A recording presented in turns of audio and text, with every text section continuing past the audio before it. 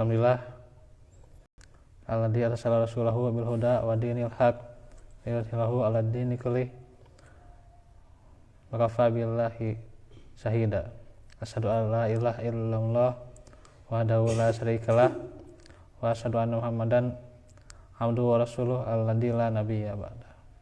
Alhamdulillah, ikhwatu fillah,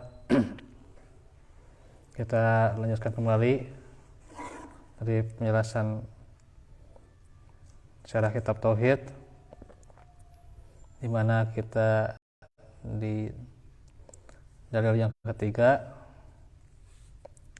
Allah Ta'ala firman, wa qadara rabbuka alla ta'budu illa iyyah wa bil walidaini ihsana al-ayah. Dan Rabbmu telah memerintahkan kepada kalian agar tidak beribadah kecuali hanya kepadanya, dan hendaknya kalian berbuat baik kepada kedua orang tua kalian dengan sebaik-baiknya.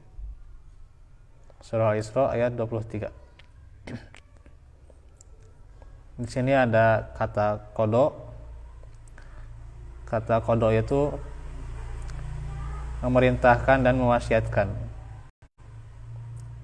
Dan yang diinginkan dengan kata qada di sini adalah ketentuan syar'i diniyah yang bersifat syariat agama, bukan qada kauniyah atau hanya penakdiran dan pengadaan.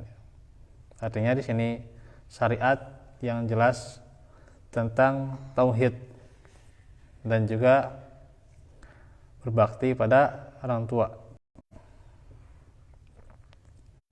Bahwasanya setelah bertauhid kepada Allah, maka amalan utama diantaranya berbakti pada orang tua. Rabbuka itu adalah Ar-Rabb, yaitu yang maha memiliki, malikun, dan maha mengatur, yaitu memelihara seluruh alam dengan nikmat-nikmatnya. Jadi bagaimana Allah itu punya sifat Rabb, punya nama Rabb, adalah bagaimana Allah memberikan pengaturan yang indah, kepemilikan, dan juga pemeliharaan yang bagaimana seorang hamba dipelihara dari diciptakannya hingga ia dibesarkan, termasuk juga diberi rezeki, dikembangkan hingga tentunya telah tiba ajalnya dan balasannya. Itu adalah pelihara, wujud dari pelihara Allah terhadap seorang hamba, pemeliharaan Allah terhadap seorang hamba dengan segala nikmat-nikmatnya.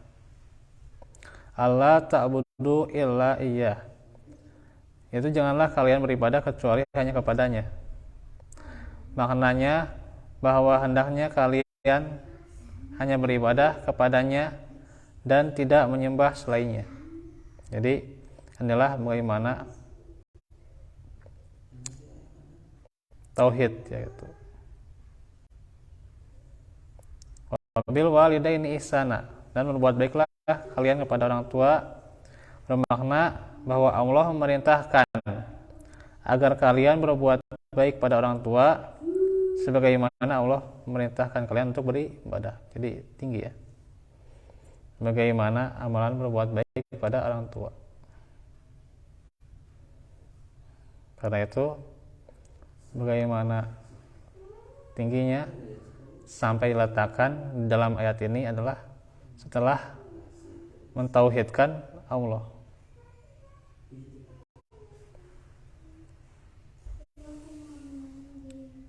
Makna ayat bahwa ayat ini adalah gambaran Allah Subhanahu wa taala telah memerintahkan dan mewasiatkan melalui lisan-lisan para rasulnya agar hanya Dia semata yang disembah, tidak ada yang disembah selainnya, dan agar seorang anak berbuat baik kepada orang tua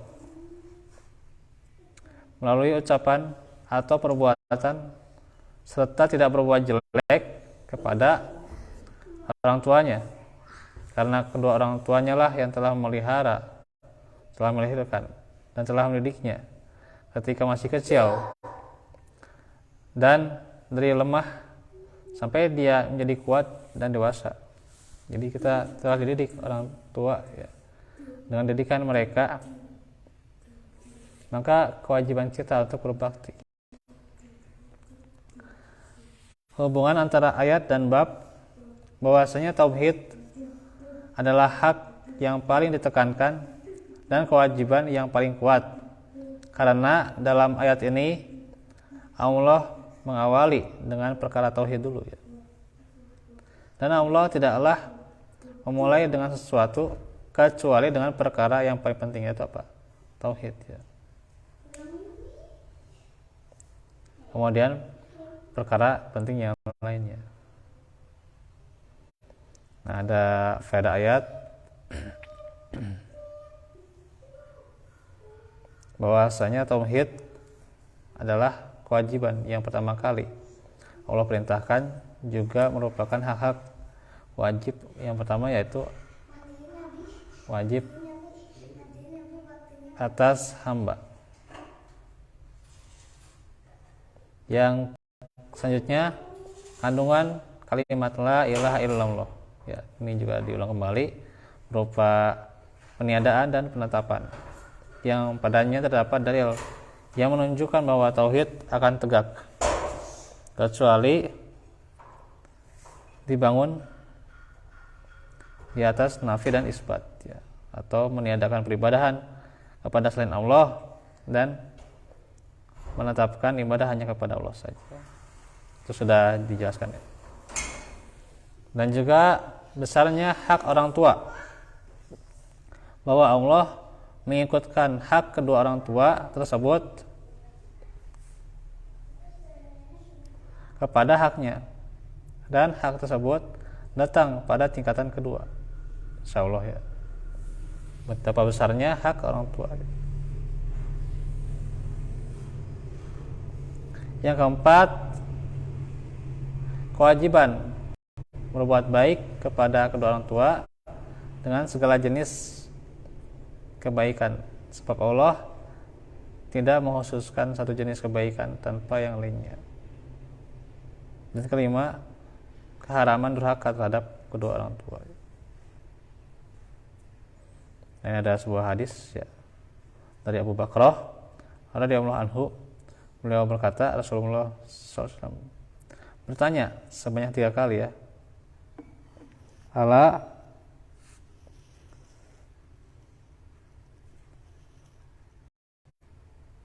anabiyukum biakbaril kabair, maukah, atau anabiyukum ini ya,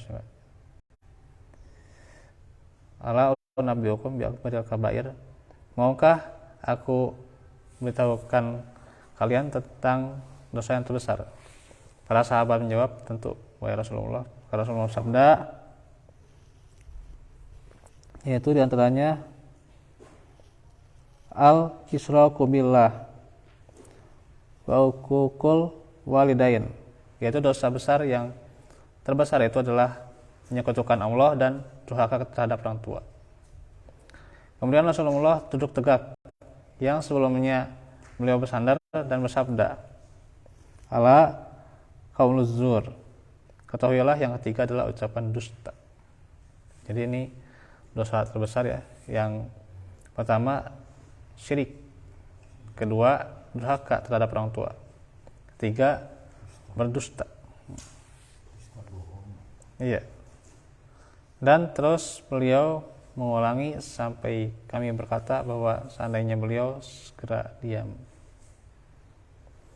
dikeluarkan oleh Imam Al-Bukhari dan Muslim.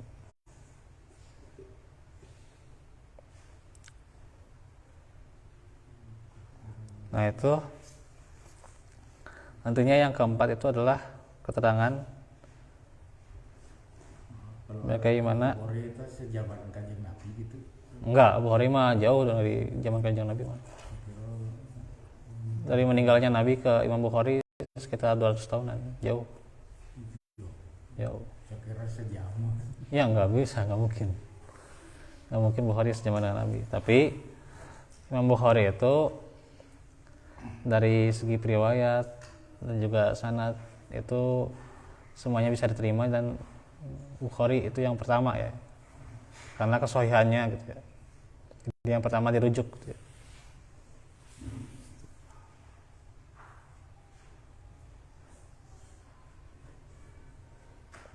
Nah ini nanti ada dalil tentang kewajiban ya beribadah kepada Allah dan tidak menyekutukannya sedikit pun.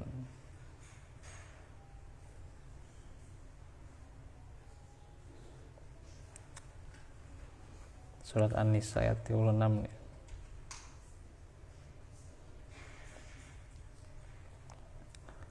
Qauluhu wa'budullaha wa la tusyriku bihi syai'an. Dan firman-Nya, dan beribadahlah kalian kepada Allah dan janganlah menyekutukannya sedikit pun.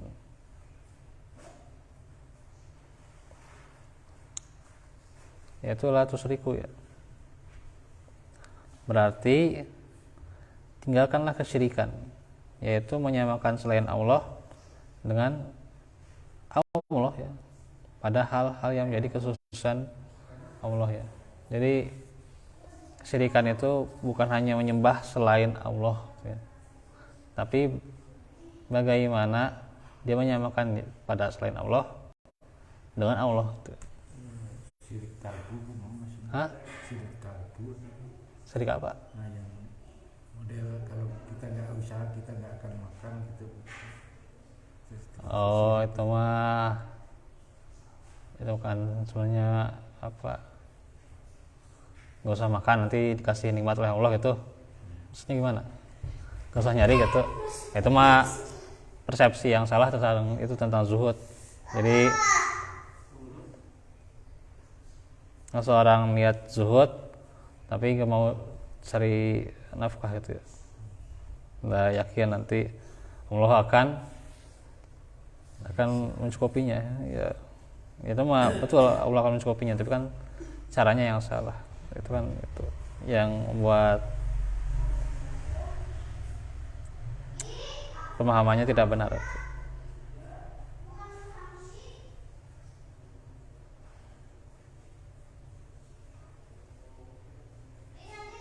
Nah misalnya seseorang itu syirik itu ya, meyakini ada pemberi rezeki yang lain selain Allah. Nah itu